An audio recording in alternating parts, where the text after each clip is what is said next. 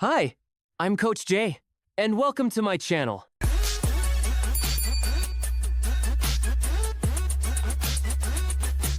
Sa panahon ngayon, hindi na sapat ang iisa lang ang trabaho mo. Bihira na ang isa lang ang breadwinner sa pamilya. Depende pa sa lifestyle. Pero kung gusto mong hindi ka palaging kapos, kailangan ng extra income. At sa digital world ngayon, halos lahat pwede mong gawing sideline online. Pero teka, ready ka ba sa competitive na laban ng side hustling?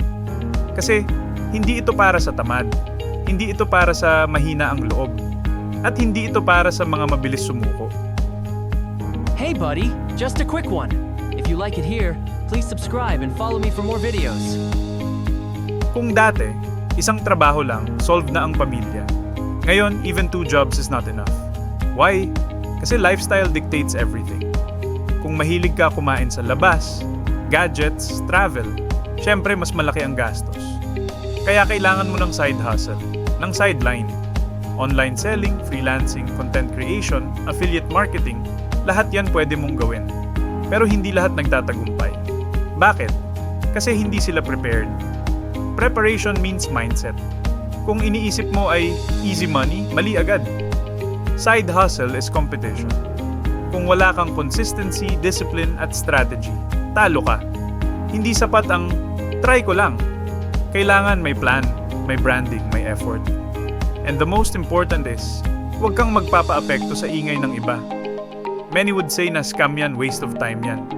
Pero kung ikaw mismo ang magpupursige, ikaw din and makikinabang. Ang digital world parang jungle. Kung hindi ka mag-adapt, kakainin ka ng algorithm. Kaya dapat marunong ka mag-optimize, mag-research, kaya mag-experiment. Hindi ito tungkol sa swerte. Ito ay tungkol sa grind. Kung gusto mong kumita, kailangan mong mag-invest ng oras, skills, o konting creativity. Mas lalong hindi mo kailangan maging genius, pero kailangan mong maging consistent. At tandaan, side hustle is not just about money. It's our right. The right to choose, right to grow, and the right to secure your family.